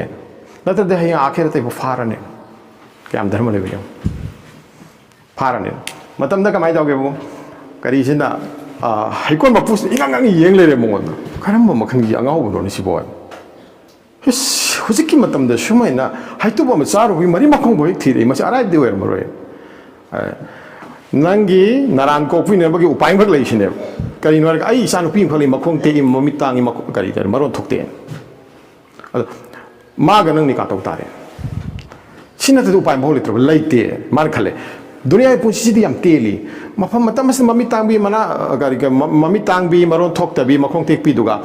आइगा निका तौ खिबने हेना फै सही खर तनी सिदा आखेत की सांगर पा पुसी दुदा इंगोन माइथिरु दउ सरपुदेन अनि यारे हाइदोगरे निका तौर मतुंग मबानी करीदा लाए युमदा लाए मफममदा अदुदि कमाइ तौगेबो नुपीदुदे मसक मतौ याम फजबी फियम मुटी याम फजबी कई तौबी चुम्बी अम ओइलेरे मेने मरोंजु थोकपी मनासु पंगदेबी ओइलेरे मखोंजि तेक्तबी ओइलेरे मेने अदु माना हेक उबदा किमन खिदना इमाइ बे मसिन नते आइगी निका आइना तौरबुदे माना मुक्सियलगा असागे हाइकोन मफुदु हाइरुरे सुमाइना ꯑꯩꯅ ꯅꯤꯀꯥ ꯇꯧꯕꯒꯤ ꯋꯥꯐꯝꯗꯨꯒ ꯂꯥꯛꯏꯕ ꯅꯨꯄꯤꯁꯤꯒꯗꯤ ꯈꯦꯠꯅꯔꯦꯅ ꯍꯥꯏ ꯑꯗꯨꯅꯤꯅꯦ ꯑꯩ ꯏꯆꯥꯅꯨꯄꯤꯅꯤꯅꯦꯅ ꯍꯥꯏ ꯃꯥꯗꯤ ꯃꯃꯤꯠꯁꯨ ꯇꯥꯟꯗꯦ ꯃꯈꯣꯡꯁꯨ ꯇꯦꯛꯇꯦ ꯃꯔꯣꯟꯁꯨ ꯊꯣꯛꯏꯅꯦ ꯍꯣ ꯃꯥꯁꯦ ꯒꯨꯅꯥꯒꯤ ꯂꯝꯕꯤꯗ ꯃꯃꯤꯠ ꯇꯥꯡꯉꯦ ꯀꯔꯤ ꯍꯥꯏꯕ ꯒꯨꯅꯥꯒꯤ ꯂꯝꯕꯤꯗ ꯃꯃꯤꯠ ꯇꯥꯡꯉꯦ ꯒꯨꯅꯥꯒꯤ ꯂꯝꯕꯤꯗ ꯃꯈꯣꯡ ꯇꯦꯛꯑꯦ ꯒꯨꯅꯥꯒꯤ ꯂꯝꯕꯤꯗ ꯃꯔꯣꯟ ꯊꯣꯛꯇꯦ ꯍꯥꯏꯕꯗꯤ ꯒꯨꯅꯥꯗꯒꯤ ꯍꯤꯡꯉꯦꯕ ꯍꯥ ꯑꯩꯅ ꯃꯥ ꯒ꯭ꯌꯥꯟ ꯇꯥꯈꯤꯕ ꯑꯗꯨꯃꯥꯏꯅ ꯃꯈꯣꯏꯅ ꯙꯔꯃ ꯑꯗꯨꯛ ꯂꯩꯕ ꯃꯄꯥꯒꯤ ꯙꯔꯃꯗꯨ ꯌꯦꯡꯉꯨ ꯑꯦꯄꯜꯒꯤ ꯂꯝꯕꯤ ꯊꯤꯔꯛꯏꯃꯤ ꯆꯥꯔꯨꯕꯒꯤ ꯃꯃꯥꯒꯤ ꯂꯝꯕꯤ ꯌꯦꯡꯉꯨ ꯃꯈꯣꯡ ꯇꯦꯛꯄꯤꯅꯤ ꯃꯃꯤꯠ ꯇꯥꯡꯕꯤꯅꯤ ꯃꯔꯣꯟ ꯊꯣꯛꯇꯕꯤꯅꯤ ꯑꯗꯣ ꯑꯅꯤꯅ ꯄꯥꯟꯅꯕ ꯃꯆꯥꯗꯨ ꯀꯔꯤ ꯑꯣꯏꯈꯤꯒꯦ ꯐꯪꯕ ꯃꯆꯥꯗꯨ ꯃꯍꯩꯗꯨ ꯑꯕꯗꯨꯜ ꯀꯥꯗꯤꯔ ꯖꯤꯂꯥꯅꯤ ꯔꯍꯃꯇꯨꯜꯂꯥꯍꯤꯒꯨꯝꯕ ꯑꯃ ꯑꯣꯏꯈꯤꯕ ꯑꯗꯨꯅ ꯅꯈꯣꯏꯅ ꯂꯥꯛꯀꯗꯕ ꯄꯨꯟꯁꯤꯗ ꯑꯐꯕ ꯌꯨꯝꯕꯥꯟꯕ ꯄꯨꯟꯁꯤ ꯑꯃ ꯐꯪꯒꯦ ꯍꯥꯏꯔꯒꯗꯤ ꯍꯧꯖꯤꯛ ꯁꯦꯝꯍꯧꯔꯕ ꯅꯈꯣꯏꯒꯤ ꯅꯁꯥꯁꯦ ꯅꯈꯣꯏꯒꯤ ꯋꯥꯈꯜꯁꯦ ꯁꯦꯝꯍꯧꯔꯕ ꯁꯤꯗ ꯂꯥꯛꯏꯕ ꯐꯠꯇꯕ ꯃꯌꯥꯝꯁꯦ ꯉꯥꯛꯊꯣꯛꯑꯒ ꯁꯕꯀꯟꯁꯤꯌꯁꯇ ꯑꯐꯕꯗꯨ ꯄꯨꯁꯤꯜꯍꯧꯔꯣ 이바dat ꯇꯧꯍꯧꯔꯣ 이바dat ꯃꯈꯜ ꯑꯅꯤ ꯂꯩꯌꯦ huququl ibad ꯍꯥꯏꯕ ꯑꯃꯒ ꯑꯃꯅ ꯀꯔꯤ ꯍꯥꯏꯕ huququl ibad ꯍꯥꯏꯕ ꯑꯃꯒ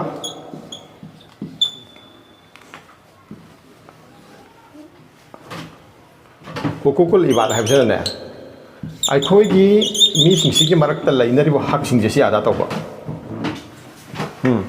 ꯈꯨꯗꯝ ꯑꯣꯏꯅ ꯍꯛ ꯑꯗꯥ ꯇꯧꯕꯗꯤ ꯉꯁꯥꯏ ꯃꯥꯅ ꯍꯩꯇꯨꯞꯀꯤ ꯃꯄꯨ ꯊꯤꯕ ꯂꯥꯛꯏꯗꯅ ꯁꯤ ꯍꯛ ꯑꯗꯥ ꯇꯧꯔꯤꯃꯦꯕ ꯅꯠꯇ꯭ꯔꯣ ꯁꯤꯒꯤ ꯍꯛ ꯑꯗꯥ ꯇꯧꯕꯁꯦ ꯁꯤ ꯃꯥꯅ ꯑꯆꯧꯕ ꯙꯔꯃ 이바dat ꯑꯃ ꯂꯧꯈꯤꯕ ꯀꯣ ꯑꯗꯨꯅ ꯁꯤꯗ ꯑꯩꯈꯣꯏꯅ ꯃꯥꯅ ꯋꯥꯈꯜ ꯆꯨꯝꯈꯤꯕꯅꯤꯅ ꯑꯕꯗꯨꯜ ꯀꯥꯗꯤꯔ ꯖꯤꯂꯥꯅꯤ ꯔꯍꯃꯇꯨꯜꯂꯥꯍꯤꯒꯨꯝꯕ ꯑꯃ ꯄꯣꯛꯑꯦꯕ ꯑꯗꯨꯅ ꯍꯧꯖꯤꯛ ꯃꯤꯅ ꯍꯥꯏꯅꯔꯤꯗꯅ ꯑꯩꯒꯤ ꯏꯆꯥꯁꯦ ꯃꯔꯝ ꯃꯣꯛꯇ꯭ꯔꯦ ꯁꯦꯝꯕ ꯁꯥꯕ ꯊꯣꯛꯇ꯭ꯔꯦꯅ ꯑꯗꯣ ꯃꯆꯥꯁꯦ ꯍꯧꯖꯤꯛꯇꯩ ꯁꯦꯝꯒꯗꯕꯅꯦ ꯍꯥꯏꯔꯤꯕ ꯃꯌꯨꯝ ꯄꯥꯟꯗ꯭ꯔꯤꯉꯩꯗ ꯁꯦꯝꯒꯗꯕꯅꯦꯕ ꯃꯄꯥꯗꯨꯅ ꯃꯃꯥꯗꯨꯅ ꯂꯝꯆꯠ ꯆꯨꯝꯒꯗꯕꯅꯦꯕ ꯀꯩꯅꯣ ꯍꯥꯏꯔꯤꯕ ꯑꯩꯈꯣꯏꯒꯤ ꯏꯇꯤꯛ ꯏꯒꯨꯟꯁꯤꯡꯁꯦ ꯑꯩꯈꯣꯏ ꯁꯦꯜ ꯈꯪꯉꯤꯗ ꯖꯤꯟ ꯈꯪꯉꯤꯗꯅ ꯖꯤꯟꯗꯤ ꯑꯩꯈꯣꯏꯅ ꯕꯥꯏꯑꯣꯂꯣꯖꯤꯗ ꯇꯝꯃꯤꯗ꯭ꯔ ꯖꯤꯟꯅ ꯖꯤꯟꯁꯦ ꯄꯥꯔꯤ ꯄꯨꯔꯤꯒꯤ ꯃꯇꯤꯛ ꯃꯒꯨꯟ ꯄꯨꯕꯗꯨꯕꯨꯅꯦꯕ ꯅꯠꯇ꯭ꯔꯣ ꯑꯗꯨ ꯏꯁꯥꯗ ꯑꯃꯨꯛ ꯂꯥꯛꯑꯣꯏꯗ꯭ꯔꯣ ꯑꯗꯣ ꯖꯤꯟꯁꯤꯡꯁꯦ ꯑꯩꯒꯤ ꯏꯄꯥꯗꯒꯤ ꯏꯄꯨꯗꯒꯤ ꯂꯥꯛꯏꯁꯤꯡꯗꯣ ꯍꯣꯡꯍꯟꯕ ꯌꯥꯏꯑꯕ ꯑꯗꯨ ꯀꯔꯤ ꯀꯧꯏ ꯕꯥꯏꯑꯣꯂꯣꯖꯤꯗ ꯃꯨꯇꯨꯌꯦꯁꯟ ꯀꯧꯋꯦꯕ ꯇꯧꯗ꯭ꯔꯥ ꯑꯗꯨꯗꯤ ꯑꯩꯈꯣꯏꯅ ꯍꯧꯖꯤꯛ ꯏꯁꯥꯕꯨ ꯁꯦꯝꯕ ꯍꯥꯏꯕꯁꯤ ꯖꯤꯟꯕꯨ ꯍꯣꯡꯍꯟꯕꯅꯦꯕ ꯑꯗꯣ ꯑꯩꯒꯤ ꯖꯤꯟꯁꯦ ꯏꯁꯥꯗ ꯆꯠꯈꯤꯗꯧꯔꯤꯕꯅꯦꯕ ꯑꯗꯣ ꯏꯁꯥꯗꯣ ꯑꯩ ꯋꯥꯔꯛꯎꯗ꯭ꯔꯁꯨ ꯌꯥꯔꯅꯦꯕ ꯑꯩꯅ ꯂꯝꯆꯠ ꯆꯨꯝꯃꯗꯤ ꯑꯗꯨꯅ ꯃꯄꯥꯅ ꯍꯥꯏ ꯑꯁ ꯑꯩꯕꯨ ꯀꯔꯤ ꯇꯧꯗꯣꯏꯅꯣ ꯑꯩ ꯍꯨꯔꯥꯟꯕꯁꯨ ꯅꯠꯇꯦ ꯑꯩ ꯅꯦꯁꯥ ꯆꯥꯕꯁꯨ ꯅꯠꯇꯦ ꯑꯩ ꯏꯆꯥꯁꯤ ꯁꯨꯃꯥꯏꯅ ꯇꯧꯔꯦꯅꯦ ꯃꯥꯅ ꯄꯥꯈꯪ ꯑꯣꯏꯔꯤꯉꯩꯗ ꯂꯩꯁꯥꯕꯤ ꯑꯣꯏꯔꯤꯉꯩꯗ ꯆꯠꯈꯤꯕ ꯂꯝꯆꯠꯇꯨ ꯃꯥ ꯒ꯭ꯌꯥꯟ ꯇꯥꯗꯦꯕ ꯑꯗꯨ ꯃꯥꯅ ꯌꯣꯝꯗꯅ ꯌꯣꯛꯇ ꯄꯨꯔꯛꯏꯃꯦ ꯑꯗꯨ ꯃꯆꯥꯗ ꯑꯃꯨꯛ ꯁꯤꯟꯅꯔꯤꯃꯦꯕ ꯑꯗꯨꯁꯤꯡꯗꯨꯅꯦ ꯀꯥꯡꯉꯛꯏꯗꯨ ꯑꯗꯨꯅ ꯑꯩꯈꯣꯏꯅ ꯏꯆꯥ ꯑꯐꯕ ꯐꯪꯒꯦ ꯍꯥꯏꯔꯒꯗꯤ ꯍꯌꯦꯡ ꯆꯍꯤ ꯈꯔꯒꯤ ꯃꯇꯨꯡꯗ ꯀꯣ ꯑꯩ ꯄꯨꯟꯁꯤꯁꯦ ꯂꯩꯇꯥꯅ ꯄꯨꯟꯁꯤ ꯂꯦꯟꯒꯦ ꯍꯔꯥꯎꯒꯦ ꯍꯥꯏꯔꯒꯗꯤ ꯏꯆꯥꯗꯨ ꯃꯥꯏ ꯄꯥꯛꯑꯦ ꯏꯆꯥꯗꯨ ꯑꯣꯏꯔꯦꯅ ꯍꯔꯥꯎꯕ ꯐꯪꯒꯦ ꯍꯥꯏꯔꯒꯗꯤ ꯍꯧꯖꯤꯛ ꯂꯝꯆꯠ ꯆꯨꯝꯍꯧꯔꯕ ꯅꯣꯏ ꯑꯩꯈꯣꯏꯒꯤ ꯖꯤꯟꯁꯦ ꯍꯧꯖꯤꯛ ꯁꯦꯝꯖꯤꯜꯍꯧꯔꯣ ꯖꯤꯟꯁꯦ ꯏꯁꯇꯣꯔ ꯇꯧꯍꯧꯔꯣ ꯑꯐꯕ ꯑꯃꯜ ꯇꯧꯔꯒ ꯏꯁꯇꯣꯔ ꯇꯧꯍꯧꯔꯣ ꯑꯐꯕ ꯋꯥꯈꯜ ꯈꯜꯂꯒ ꯑꯐꯕ ꯊꯕꯛ ꯇꯧꯔꯒ ꯑꯐꯕ ꯃꯤꯠꯌꯦꯡ ꯑꯐꯕ ꯋꯥꯍꯩ ꯑꯐꯕ ꯋꯥꯉꯥꯡꯅ ꯑꯩꯈꯣꯏꯒꯤ ꯖꯤꯟꯁꯤꯡꯁꯦ ꯁꯦꯝꯖꯤꯜꯍꯧꯔꯣ ꯑꯗꯨꯒꯨꯝꯕ ꯃꯃꯥ ꯃꯄꯥꯗꯣ ꯑꯗꯨꯅ ꯄꯣꯛꯄ ꯃꯆꯥꯗꯣ ꯋꯥꯔꯛꯎꯗ꯭ꯔꯁꯨ ꯌꯥꯔꯅꯤ ꯃꯅꯨꯡꯗꯤ ꯍꯥꯡꯗꯣꯔꯛꯑꯅꯦꯕ ꯃꯁꯥꯅ ꯍꯥꯡꯗꯣꯔꯛꯑꯅꯦꯕ ꯑꯩꯈꯣꯏꯅ ꯂꯥꯝꯕ ꯐꯪꯗꯕ ꯊꯕꯛꯇ ꯏꯆꯥꯗꯨ ꯑꯣꯏꯁꯤꯜꯂꯛꯑꯅꯦꯕ ꯍꯥꯕꯤꯁꯨ ꯑꯣꯏꯁꯤꯜꯂꯛꯑꯅꯦꯕ ꯃꯇꯣꯝꯇ ꯖꯦꯅꯦꯔꯦꯜꯁꯨ ꯇꯧꯔꯛꯀꯅꯦꯕ ꯖꯦꯅꯦꯔꯦꯜꯁꯨꯅꯦ ꯐꯥꯁꯇ ꯂꯥꯛꯄ ꯍꯥꯐꯤꯁꯨ ꯑꯣꯏꯕ ꯏꯆꯥ ꯂꯩꯌꯦꯕ ꯏꯆꯥꯁꯤꯡꯒꯤ ꯃꯔꯛꯇ ꯀꯣ ꯍꯥꯐꯤꯁꯨ ꯑꯣꯏꯁꯤꯜꯂꯛꯏꯕ ꯖꯦꯅꯦꯔꯦꯜꯁꯨ ꯐꯥꯁꯇ ꯇꯥꯔꯤꯕ ꯀꯣꯂꯦꯖ ꯀꯔꯤ ꯁ꯭ꯀꯨꯜꯁꯤꯗ ꯀꯣꯂꯦꯖ ꯑꯗꯩ ꯀꯣꯂꯦꯖꯗꯁꯨꯅꯦ ꯐꯥꯁꯇ ꯂꯥꯛꯄ ꯑꯗꯣ ꯃꯧꯂꯨꯕꯤꯁꯨ ꯑꯣꯏꯁꯤꯜꯂꯛꯏꯕ ꯀꯔꯤꯒꯤꯅꯣ ꯁꯥꯔ ꯃꯉꯣꯟꯗ ꯏꯂꯥꯏ ꯂꯥꯏꯅ ꯊꯣꯛꯈ꯭ꯔꯦꯕ ꯀꯩꯅꯣ ꯑꯜꯂꯥ ꯇꯥꯂꯥꯅ ꯑꯩꯈꯣꯏꯗ ꯕ꯭ꯔꯦꯟꯁꯦ ꯀꯌꯥꯝ ꯌꯥꯝ ꯄꯤꯈ꯭ꯔꯦ ꯉꯁꯥꯏ ꯍꯥꯏꯈ꯭ꯔꯦꯗꯅ ꯑꯩꯈꯣꯏꯅ ꯃꯁꯤ ꯁꯤꯖꯤꯟꯅꯕ ꯍꯩꯇꯕꯒꯤ ꯃꯔꯝꯗꯤ ꯒꯨꯅꯥꯅꯅꯦꯕ ꯅꯣꯏ ꯈꯪꯉꯣꯕ ꯒꯨꯅꯥꯁꯤꯅꯅꯦ ꯃꯔꯝ ꯑꯣꯏꯔꯒꯅꯦ ꯑꯩꯈꯣꯏꯒꯤ ꯄꯥꯡꯒꯜ ꯏꯇꯤꯛ ꯏꯒꯨꯟꯁꯦ ꯂꯣꯏꯅ ꯃꯥꯡꯍꯜꯂꯦꯕ ꯕꯔꯕꯥꯠ ꯇꯥꯍꯜꯂꯦꯕ ꯌꯦꯡꯉꯨꯅꯦ ꯑꯁꯪ ꯑꯃꯥꯟꯁꯤꯡꯁꯤꯗ ꯍꯧꯖꯤꯛꯇꯤ ꯑꯦꯁꯤड ꯔꯦꯟ ꯑꯃ ꯆꯨꯔꯦꯀꯣ ꯅꯣꯡꯃꯗꯣꯜ ꯊꯛꯇꯒꯤ ꯀꯩꯅꯣꯕ ꯑꯦꯠꯃꯣꯁꯐꯤꯌꯔꯁꯦ ꯃꯣꯠꯄꯗꯒꯤ ꯀꯣ ꯀꯥꯔꯕꯣꯟ ꯗꯥꯏꯑꯣꯛꯁꯥꯏꯗꯁꯤ ꯌꯥꯝꯅ ꯋꯥꯡꯕꯗꯒꯤꯀꯣ ꯑꯦꯁꯤड ꯔꯦꯟ ꯑꯩꯅ ꯃꯐꯝ ꯀꯌꯥꯃꯨꯛꯇꯤ ꯌꯨꯔꯣꯞꯇ ꯆꯨꯔꯦꯀꯣ ꯃꯣꯏ ꯀꯣꯜ ꯀꯔꯈꯅꯥꯁꯤ ꯋꯥꯡꯕꯗꯒꯤ ꯑꯗꯨꯝꯕꯁꯤꯡꯗꯣ ꯆꯨꯕ ꯃꯐꯝꯗꯨꯕꯨ ꯕꯔꯕꯥꯠ ꯑꯣꯏꯔꯣꯏꯗ꯭ꯔꯣ ꯃꯅꯥ ꯃꯁꯤꯡꯗꯣ ꯖꯪꯒꯜ ꯃꯥꯡꯉꯣꯏꯗ꯭ꯔꯣ ꯑꯗꯨꯃꯥꯏꯅ ꯑꯩꯈꯣꯏꯗ ꯑꯜꯂꯥ ꯇꯥꯂꯥꯅ ꯄꯤꯊꯣꯔꯛꯏꯕ ꯒ꯭ꯌꯥꯟ ꯂꯧꯁꯤꯡ ꯑꯗꯒꯤ ꯑꯐꯕ ꯏꯇꯤꯛ ꯏꯒꯨꯟ ꯃꯌꯥꯝꯁꯦ ꯀꯝꯗꯧꯕ ꯑꯩꯈꯣꯏꯒꯤ ꯒꯨꯅꯥꯅ ꯐꯠꯇꯕ ꯋꯥꯈꯜꯅ ꯐꯠꯇꯕ ꯂꯝꯆꯠ ꯁꯥꯖꯠ ꯁꯤꯒꯤ ꯅꯍꯨꯁꯠꯅ ꯍꯥꯏ ꯎꯔꯗꯨꯗ ꯁꯤꯅ ꯄꯨꯔꯥ ꯕꯔꯕꯥꯠ ꯇꯧꯔ ꯊꯝꯃꯦ ꯑꯗꯨꯅ ꯑꯩꯈꯣꯏ 5 ꯁꯦꯟꯁꯦꯁꯁꯦ ꯁꯤꯒꯤꯁꯤ ꯋꯥꯡꯈꯠꯂꯛꯅꯕꯅꯦꯕ ꯑꯩꯈꯣꯏꯅ ꯑꯃꯜ ꯇꯧꯔꯤ ꯃꯌꯥꯝꯁꯦ ꯎꯕ ꯍꯦꯜꯂꯛꯅꯕ ꯇꯥꯕ ꯍꯦꯜꯂꯛꯅꯕ ꯈꯟꯕ ꯍꯦꯜꯂꯛꯅꯕ ꯇꯦꯁ ꯍꯦꯟꯒꯠꯂꯛꯅꯕ ꯗ ꯐꯤꯂꯤꯡ ꯍꯦꯟꯒꯠꯂꯛꯅꯕ ꯑꯩꯈꯣꯏꯅ ꯇꯧꯔꯤꯕ ꯑꯦꯕꯥꯗꯁꯤꯡꯁꯤ ꯏꯁꯥ ꯁꯦꯝꯕꯅꯦꯕ ꯏꯁꯥ ꯁꯦꯝꯕ ꯄꯔꯐꯦꯛꯁꯟ ꯁꯦꯝꯃꯤꯕ ꯑꯗꯨ ꯀꯥꯃꯤꯜ ꯍꯥꯏ ꯀꯥꯃꯤꯜ ꯏꯟꯁꯥꯟ ꯀꯅꯥꯅꯣ ꯍꯖꯔꯠ ꯃꯨꯍꯝꯃꯗ ꯃꯨꯁꯇꯐꯥ ꯁꯜꯂꯜꯂꯥꯍꯨ ꯑꯂꯩꯍꯤ ꯋꯁꯜꯂꯝ ꯀꯔꯦ ꯀꯥꯃꯤꯜ ꯏꯟꯁꯥꯟ ꯍꯥꯏ ꯄꯔꯐꯦक्ट ह्यूमन बीइंग है ना perfect human being ki matung ilisi mama dauna yobang amdraso ai khoi ki perfection du gi ne perfection lamsat fajadaldi mit kut kani mama ichap kani masak fuang nani ko lamsat fajaraga di hekte yeng bata taza oigani hangam anuba begi mapan salam dagi oibata dumai ha ni pasu ni pisu masak fajane leijari bi thaktu fajane lamsat ki makha fole aduna kamai to ba sigi consciousness sigi subconscious tanga ijal ising je magi fajaba lamsat tu natra di consciousness to pujalak mangam moy subconscious to pujalak mangam moy kana aguma matane kari guma ma hayu hayu ne amatang pi gabda ma tara pi ngom gane mawon sida loi leira me afabang at kana aguma khastang afabam tang habi ram haduna kari ta hayu ngom moy Allah wala singse guna tawdring ngai dadine moina chou chou thabu mayam tawrome bo kari guma soi ki badagi mingdi palaro ge guna tawrure amsung masi guna garo re adoidi man hayu ai quran ge so khangdre hadis ge so khangdre loi kaukre kaukre subconsciousness afaba tungjan ge hair ge de guna de hingta yo adi praman pi ge scientifically pi ge ko ai khoi gi gyal sing wakhan khan bai se neuron sing sida ai khoi gi message sing se thuna thaba transmission se thubagi makha pondra adu yengo asa ai je wakhan ji phaksil le da wakhan thok tre da haiba theina bra noi ha kana gum gi mung de accident thoe sibana ba thoe adu mong da hangu ka anda kainom ta hayu nam ka ri tau sig ai gyan ta dre noi khannaru ro haidra neuron ge hongcha tu yarak tab guna lai basing je loi nei phaksil le da noi khango guna ta basing je wakhan thoroi da mi noi khango kaine guna ta basing je ma si fresh hoina lai te ba mind ahan bada kari lai akiba lai ba kari oirakadage mina khangidra mina kari hairakadage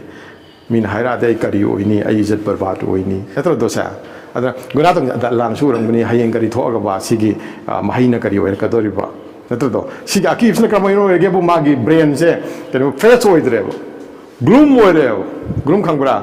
allah gi nabi sakpham sida kari sakpham lai ki matam brokda momona ba kari gino momona ri sa monda guna lai ta mosum oiba masum oirabani na magi wakhan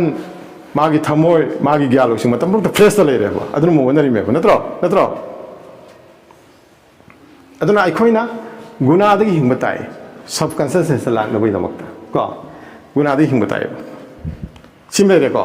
amana larim pare ko noina larim pare par matung dane noin esip su tawren khale khumjal lo nga tang khumjal ani dra aduna tom ta hai thong ambre ngame ko horen pung amani matung jam khan thang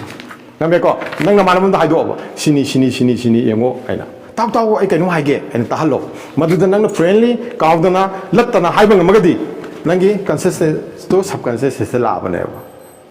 kyan tar bira abais kawe exercise kawe si exercise to ba nang si pha phu ri ba nang khangib se atop da haidok pa tammo khumjal laga lon ba tammo na sana ado phajana ngamagadi ado na information da laiganu an khakta ta gon esip to nang tammi bu gyan ta ain nai nari ba ain si pha phu ri si ni si gyan ta gyan ta kan di na sa gi subconscious ki kai is la ka kai khang bra store sini store ne ba sil thong ne ba thong si da gi store da tham ba tammo amana guna di hingba fresh oil ba mind je ani sobana kam do ba ani sobana ai gi sida nung dhak pa dong na chet la brai na advice to ba mitum jala khangde khum jala khangde advice to ba si toin to punsi gi apha bomro bam thamo kwai pha bomro te kana no nai hayo ta kwai pha bomro kana no ha Allah subhanahu wa ta'ala kwai pha bomro ne lata bra magi larik sing ne natabra aduga adu thammaga aiko ga ayunong tin sida lain minari sing se sida ga phabu maru khalo aingo de kitang gyalok sing hengat pa khalo senior we khalo ai bulam tak lam jing bir ka daw khalo aina haibong pho yab du marum nate aina haibong pho mating pang marum nate marupti aina hairiba aina ningiba adaga aina mangonda thamu ba ga pha pha ying bi re du ne adu marup tum khalo marup se amana tra amni ahum mari loina leina bangak tani tawbada bo aseng mo maru khallaga hingo adoide inshallah taala ko de mateng wai ato pa hang ning balai bra siki to clear oi do kai lai hai yare ba kana ma hangu kai ke le wahang hang basi maka sobat haba mane adana wahang hang base ai gi sagi wam haige ai na ngang wei ning ne imana pi ba phi le du so khong rao le so na pi ba phi paisa se karamai ta ai na thamji le du larik le la larik makan mate ji paningi ba kari ginu paningi do ai na thei ba hauro ba sing hauro ba matung dane sing makha de kari le rang mani sing mari le nab de kari le rang mani ne ngu de khawrang bam lai adu kari ga we urdu ta talaf tagina talba lai se khawrang ba mi hai ba ne ai khoi khawrang mi oi se ba khawrang da ba gi damak ta de ai khona sai goal setting du lai am sung ai na kari taw do loi se gyan ta bam change ba chumbra khawrang ba lai da mi sing se ising ba jan thawai ko khawrang tra di aduna lam da di saning oi ko na pu da bi ja ba ne ba ngang cha in ba saning to gi in ba ya da bu me aduna khawrang ba sa hana seng bu da me khoi da talaf se hana seng bu do talaf se le ra matung da hojiki ai khoi gi mang da le ri ba goal do adu yang sing mangam ni knowledge so ai khoi na tan mangam ne talab le ko sing wahang yam hangani ka mon thought process sam le ka ya ba thought process isani isa bo kan khanda bagi matang ba aduna aina ngang wen ngi da kari ba isa gi wam ha gi high school taming da no mo da wahang manga taruk se gi notebook ti ye ba kari ba do no khoi wang na sa de hek la ba du pa khum la ni no le jab lo ra ni karam da ina hang gi bo hang ka le shmen nong chu re nong sibu chu da bo ga ni marak tu bo karam ain torom dorim jam jam chu ra ga bo ri da khara pa thara bo ri ga dra shmaina ahang sibu kari no sibu sigi aroi bisi kari waram doi no hana sidim unlimited ne ma unlimited roi ba sum hang gi ba du kari tare khali mi ko ada prithibhi numit ta thore isi kari kamai tar ja shmaina thok aduna ai gi textbook ta phang da ba pot ai wa ma ha ge ba no ja textbook sire so phang dra ba takpi nam se leitra ba ai na textbook sire so phang dra ba takpi nam mi so leitra ba wang ji lu da na ado pakhum lai Allah Ta'ala na no mo soidra hang tor kane noi khango mo si ado kane divine inspiration arabi de kar hai ilham no khoi de so loina la kane ilham Allah da thang ga lo noi gya lok sing gi matang khangna bo no farisai matang noi khangna bo no adagi kar gi saitan gi matang de khangna bo no kabar gi halat gi matang de khangna bo no soidra hang tor kane mang do so kari ura kane hang na bo to hono khang na bo hono Allah Ta'ala na ne aseng ba guru de Allah Ta'ala ne habio saya ustaz tu kalau maulana tambi mun hai na maulana tambi ki besan tambi man hai sumena nang pungeng bu drai ane tambi jo pungeng bu drai mo khoi khutam bi do ai hai ra ke ba sigi mapan thong information sing sinat te ko pu bang bu drai hai be matang di divine inspiration do ne ko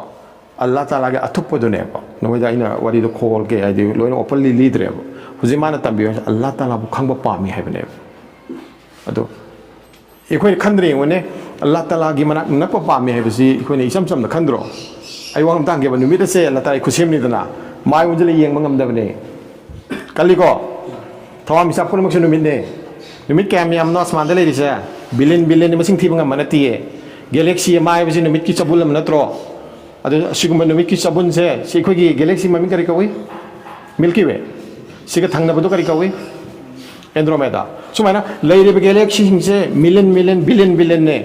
numit amagi mayung nabangam daba aina billion se me matpu adugi manak nak pa jaru natro Hazrat Musa alayhi salam do kuitur dalla amte yingjege na haipa kanda magi sumna gi tajali mangal khak ubada wan thar tai ko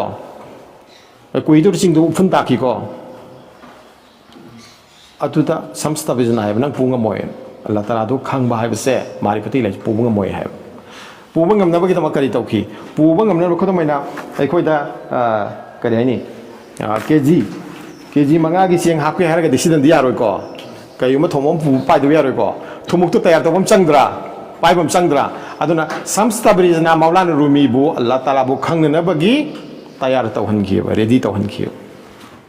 adu taw ba gi lambi do ta sop ko ai la mi ko aroi ba da hujik latest lai tara muki manung da ta sop sabilul nizat ai tasawuf aran khubam gilambi aran khubam khangbro khanbu salvation ko adu karamaina aran khubam je phangadam no haibi matang la mi ko adu da huziki sing je khana nei nari aduna tayar to hun gi ba adu tayar to gi lambi do ni tasawuf hai Allah Ta'ala bu khangna bi lambi se nung yo ba aron lambi ya dare si khangna na lambi se masa ba tayar to ko adu gi tayar to bi lambi do mo hang dokhi sumna gi wahi khaktana hang dokhi de thabu ina to hala hang dokhi Sigi lambi sidi asa esiki matang do nasa sida khanga ga sum chatpa haiba ma ko amana tar haiba chatpa ma samsa brizna maula rumida takrido masana tawra sum chathan gi ado si khanga bra sumaina pare sigi suda soki matang da ko atopa class ma loba yai natane no be hai thaba ama to mo tam da mashka to haida karka du mashka to di ko fani karma mo mashka to ra phadi gi fa mashka si karma thaba khudi mak tai ko ne di mere su khan batai phama yare kaine bo aina si thabuk si business ki bo ero ko kai guma mo masida gi kari fataba lakani ha ju khan ga dam ne adu khang ba do na karamai to ga ai gi thorang ma lai hoye aina kari gumba asoba angau ba sanna ma pha ga do ri ne thori pura chal tori ni hangoi dre ne kyam ngau bu noina hangani ko the ngau hisab to daina thorang to roidro the mama da kai phanara me ba no sida kai phanara me sida masjida ma lai ri se kurma majiki na taba ada muka masito da kai yem la me ko aduna do gira aduna taba kai ke thau sing ne su phar me phar majla ka me sagai saram khoi mathak ta lai ba tadra sagai sadring da kai ka me phag da khana ki ba natro sagai sasi mathak ta lai si man chong pa la ma phang da hom da lai si sin natro ye na ma kari ma da hapse kai rang kari yem da hapse la je ma na sang ba kai du na sang pa chen ba ngam moi da bom da hapse la je ma do thong pa cha da sang la je ko na thong da thing si sin natro sin ne mas kai je natro chamina thaba ama taw de da meri nam sung de meri cha hanan nai na ba pre plan sang do pre plan taw ba se yahudi sing israel sing se pre plan se sha mai mamang matung gi do taw khe moi yom ko je ke kai de Islam gadi moisi prokhilap ni dana aduna muslim sing kari wera kari tawra kani sing je si sahi sam gi plan moi tong thok khare aduna na han hari maskai do aduna na koi jo sa gi pre plan je sibuni ne sai goal setting do goal setting thambai ba se ai kari oi ge ni ado ai hai ba da habe loi ki drama ne ko adu makha ki tar ke yai ko yengo kana gum hai ba sumai na ai se ojawi ni hai re natraga aise hotel management da satkane na haire sigi hotel management se si phawba oini na tambala rikse sibu Karino ibo sigi je sigi vision sigi goal se temporary goal nei gan taw ko ado sida ikogi eternal goal ama lai riabo si atane tabi de Islam la tana yam si goal setting je sida loi je lebo aise asoba business tycoon no oige na mana goal setting thamone adu goal setting do hek phangba ne mai de loijil le adu european sing na kari no adu ma goal setting du da mana business tycoon la ma crore pati ma billionaire mo oige na khalu do phanga kan da ma se nuai thok pa hore ba goal setting phange adu na kamai dore som normal lo phun si leining ngak ta da mo sine sa ka sa jil le masana masa ba hat chabai thak la ya ko moina karigino asem goal setting du khang dab doine goal setting je sigi sing se temporary goal setting altani aroi bete karino bo eternal goal setting am le akhirat kare ba akhirat aina hotel management menji oi matam da akhirat ki wakhan thamu sine aina lau uba matam da akhirat ki wakhan thamo aina dukan ba matam da akhirat ki wakhan thamoi adu ergadi aina phami ba dukan du da kari oi rakani asa hukukul ibad tu yaujila ne ai thabuk si de ba da oi la ne karamna harau nu pigani kana gum lai ra sing da paisa khara chu han bi khini natra ada ina thami por sing je loina haido kani sina karini sina kitang phaba wai ni fatta bani natra loina haido kani nang pam lo pam da to minamoi ko ayen ba lo roi paisa man hukukul ibad se man business su yaujila ni aduna internet kari se goal setting se akhirat aina sem ba hibla kane ai ki thabak khuding maksina akhirat tu sem ba hibe se sida la kane aduna sai business ta kulam oirani oiraga suman islamic ki sumani akhirat sem ba haiba sipo se leira magadi mana tan siluri paisa singje thamamaga sina bo honaro afabam hamda sinnaram gane sumiko aduna sigi goal setting sai khoi di itane noi ba akhirat yoba goal setting do ai khoi oi pham thoya natra atai kana hangni noi sa hangoi be man noi sa hango gyalo sing thau ba da nupi sing ne na thau ye te zoi ba se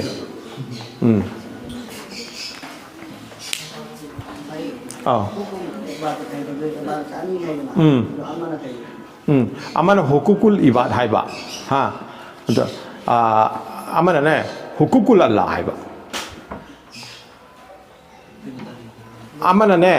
ai khoi gi leiminari singse si singsida afaba khanba amana Allah khaki namaz Allah khaki nidna aina mai kibla onduna imam ga loina na ha Allah gi damakta namaz rakat ani netra mari sonjari hai metro to kana gi no Allah gi ni ko roza Allah gi ni ko sumaina ai khoi gi tawda yadraba Allah gi damakta khaido kharab sing sina Allah gi damakta tawba ba da amana ai khoi masen sida phaminari se sina hukukul ibane ba amana hukukul la ne hukukul lana Allah gi hukukul ibana ai khoi masen gi hak ngak na ba ma ga ma hakki matang se ai hakki matang ya maru ba ga haige hak hai ba se right hai ba na tro ai khoi ne khali ba ai gi ma gi hak ipa gi hak ha wa ba pothara sira makha ta kije kitang hakki matang se khoi ne khali ba ima gi hak ipa gi hak lei pa ki hak ai ne khandro do aseng ba hak ahan ba hau ba de la gi hak ne ba natro Allah gi hak ne ado isha gi hak tu sulai ado Allah gi hak si khanga do ne ado hukukul la se Allah gi hak tu ne hukukul ibatuna isha gi hak amsung akoi ba gi hak tu ne khudam ina hujik sida ikoi gi nungsi singdan ba gi marama ma oi risi maikhu na singma yam thokhan ba du natro do ado kana ga mon hai pi ai ba gari sing je ikoi na mumbai lai ringai da gari sing je ikoi gi carbon ya da nungsi yam na thadok pa se si thinge pha ya ba ikoi sai dam to phana de si Karino bo ai khoi gi nungsi se polut tau khine na thingi ba ne ba si hukukul iba ne andar ba habidi mapugi khosem sing sigi marak talai ba hak ne amana amada kai ga da ba thingi me adagi amana khudamai kana gumba angang ama khudamai lambi da satpa kanda nung ama tinghang ama lei ba da lotho o madu sadaka ni haidra lagi da bina British na paling da lambi ma satpa da nung kai ban ta le me adu man hai sumina te si lambi su muslim da sat khida brai na hangi muslim sala de du seng to ong bane si ukukul ibane hai hai kari hangi bulete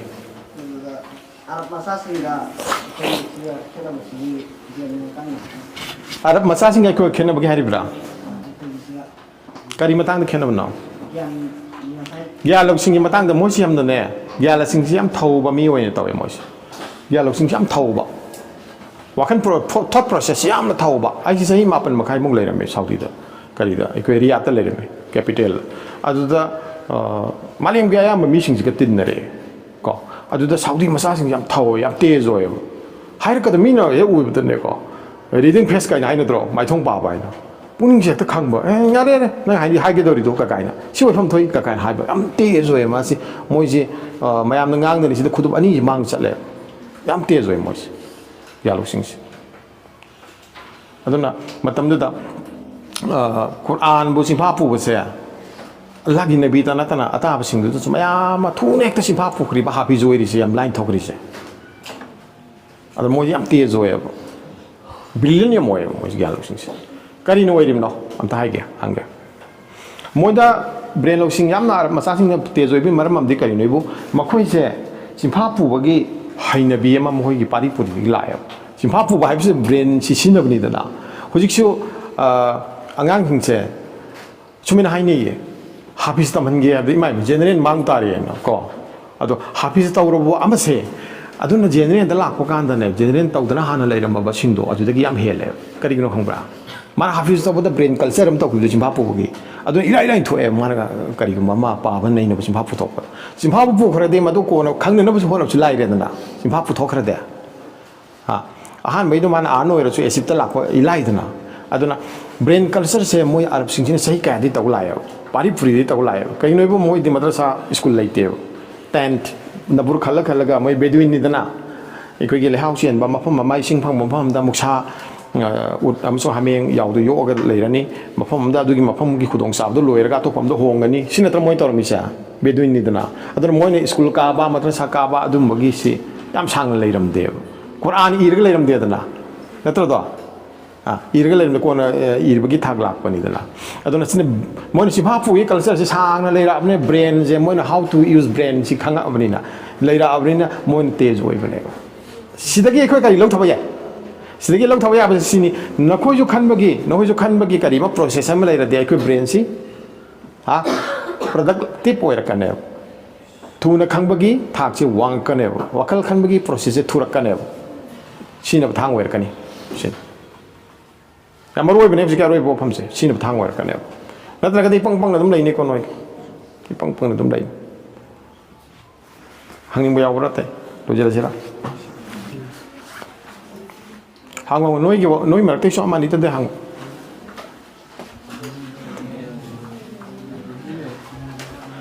adune wahanga aina hari singdu gyan loksing khara noina simha pu da ba pora mai di mai tawge no ma da wahang khara kamai to wa no ma da noina wahang khara pe long jalo manga da ge tara phoi yo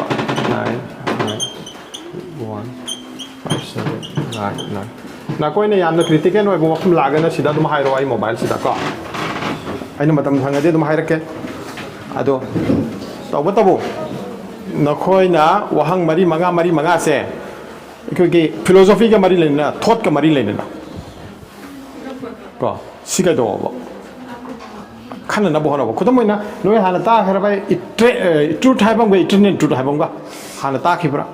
ตรูทแกอาจจะกันไฮบังก็มีจุดจุ่มไปเป็นอีกอ่ะตัวเดียวสิ temporary ให้บ้างมั้งก็ eternal ตัวได้บ้างก็อันนี้เนี่ยสิไหนนะครับว่าทอดกับทิ้งก็กันแค่ไหนทอดกับทิ้งก็สมัยนั้นว่าพ่อมามั่มจะน้อยนักยาลูกสิ่งที่ process มันสัตย์แก่อะไรกันดีว่าพ่อมามั่มจะล็อกเขาอะดูกันไหนเนาะอามันเนี่ยว่าให้นี่ก็อามันเนี่ย terminology นี่ก็ terminology ก็ว่ากันดีก็ word ก็แค่นั้นเพราะข้างกับบ่หน่อยบ่아무나 네 what never 아무나 네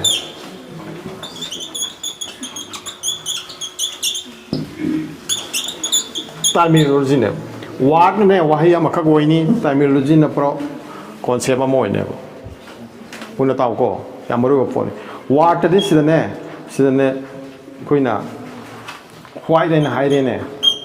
시와 니고 와나트라 terminology da Karino am tang hayo noi wahiyam hayraga mayam khangna ba kari haibung amisha eternal to hayro ne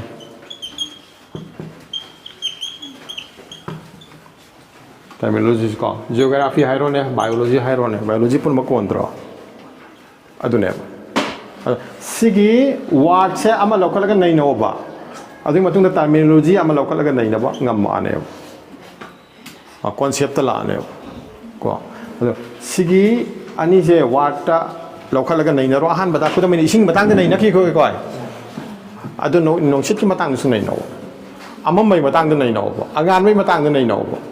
mahaw ki matang da nैनो haw ba thum ba khot pa se laiton ki tang ki matang da nैनो amam lौकलगा nैनो lai parani noi wakal khalani noi wahang hangani sisi laitoni matang ki kyang makem ko Allah Taala ne Quran da habi wahi em leba wa fi anfusikum afala tubsirun kanu nakoi na sagi manungda yengo ai khudam padam yawram munafik sing kafir sing sinane Allah lai te naujubilla sumni yet na ko matam da ne silai ba haina atai da thiru no noina maputhi ba haije jisu ger sing sia ma haibane no yala leiba lai ta ba mem haidro ado kari no bokum pi gi wono Quran jinane khuthile ba nang na sa di yengoi chen phom phol leibna ti khusi bu sumen ta kari gi tang ging jino ba yam dro potai ga dro si khudam am na dro no pan pe khet na ri ba khudam am na dro lai ton je si lai ton je sida lai sa li da na sa sida lai sa li ko lai ton ja lai je sida ne masa sa li sida chok chok sa le kang ma khro bi yong ko masa sa phom se sida ma ki han da phao e ba ado si ga chok chok sa pa sida ma ki am phao e ado sum sai ra ga ne lai ton ji da o la ga chin ja ama chum taw rom ba de gi ko si kha ji phao bi de yam phao phom se sida pu ji le ado di pu ji la min ne sida khana ho ba se ta ki ado wi yot pa ka we ya phajak process ne ko Allah Taala gi adu ne nang na sadi yeng ne na hari si Allah Taala na kayam adu ne teng khal lam ju pa le ba kari ma chaw ba la ding ngai ba dak no thoe sadi yeng oi adu me sunna ta gi lai ton si kha gi yeng ba su khang e ba Allah Ta'ala na ai khoi bu kamani yok pono ma ki process kari no adona sum lagi laiton khak ta hasu laiton do nei nau sine hai je heart na ina ba ye ben adagi khoi singli gi matang nei na ba ye hek wa pham mam pu khala ge hek nei na ba ai khoi gi punsi ga mari leina ba anak pada leina ba body gi hakchang ga mari leina ba noi knowledgeable moi ne lojela sira adagi hang na ba le di bra lojela sika